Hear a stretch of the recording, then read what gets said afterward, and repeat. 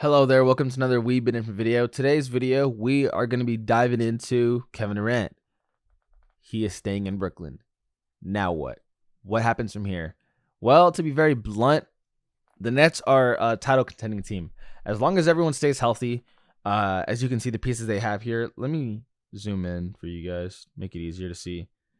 Kevin Durant, Kyrie Irving, Ben Simmons, Seth Curry, Patty Mills, Nick Claxton, Joe Harris, TJ Warren, Cam Thomas, Royce O'Neal, and people that are really young like Kessler Edwards, Day'Ron Sharpe, David Duke, Edmund Summer, and can I get to that last name? Alones Williams, which I'm going to be very blunt. I've never even heard of this guy. 23 years old. That's probably why. Anyway, this team is a problem, especially since there's shooters everywhere. With the addition of Ben Simmons and seeing him finally going to play, and Kyrie and KD hopefully on the same page, it's tough. And KD staying obviously shapes the Eastern Conference a lot differently, because if KD goes, Kyrie goes, that team probably really isn't competing for a playoff spot. So you'd have someone like Detroit or New York or maybe Charlotte jump in. Obviously Cleveland as well. But let me zoom in again on this.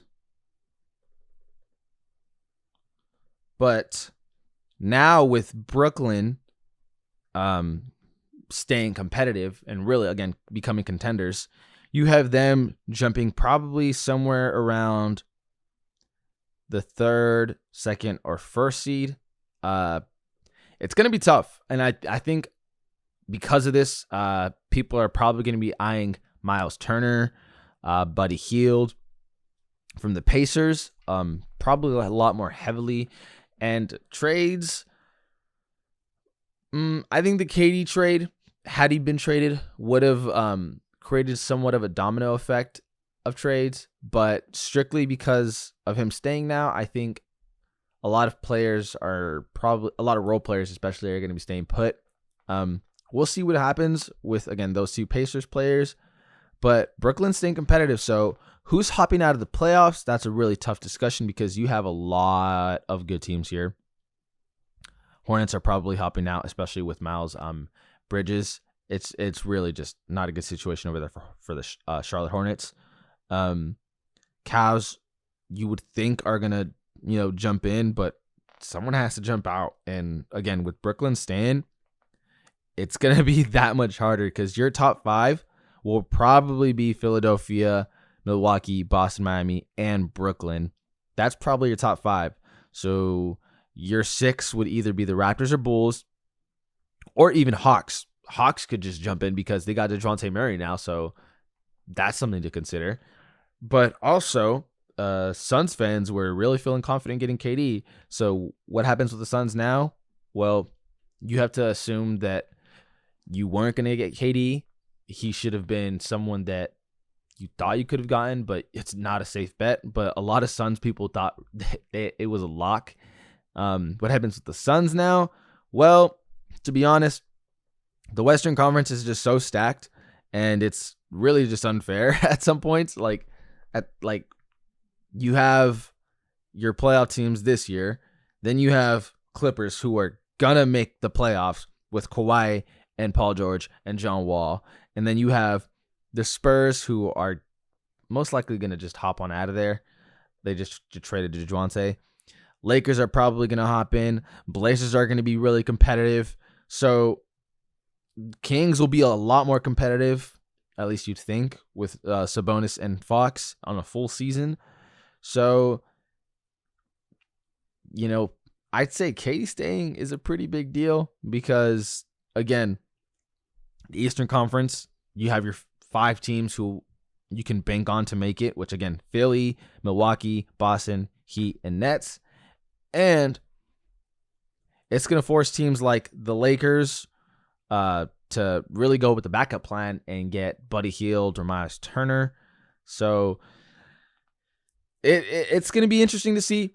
I'd say, waiting for the rest of the trades to pan out because their rosters are not done yet. Teams are still on the phones having those conversations. We'll see what happens, but be wary of that team and Ben Simmons, Seth Curry, Kevin Durant, Kyrie Irving, Joe Harris. Oh man, like TJ Warren, Cam Thomas, young prospects. That's tough.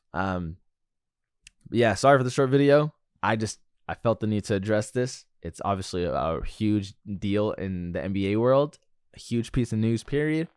But also that's a lot of pressure for Steve Nash. I mean, for KD to go against Nash like that, then them coming together, Steve Nash literally, it's a prove it or lose it kind of year. Like, you have a great roster, great talent. Kyrie Irving is a superstar skill kind of player. If you see my tier list, I put him on A, but that's because of the off-court drama. But if we're talking about just Kyrie Irving and his play, if you can keep him in line and he can stay focused, he's an S-caliber player, best of the best point guards. Kevin Durant's obviously a certified superstar. Ben Simmons, if he can get his mind right, and if he can get up out of that slump that he was on, well, I mean, all-star caliber player, no matter how you put it. Seth Curry. I could go on and on. I'm just renaming players at this point, but yeah. Oh, and Royce O'Neal too, who's a solid role player. But anyway, this has all been different. Oh man, I've been sick this past week. It's been a struggle. I've been struggling with words. But anyway, this has all been different. On We Been Different. And we out.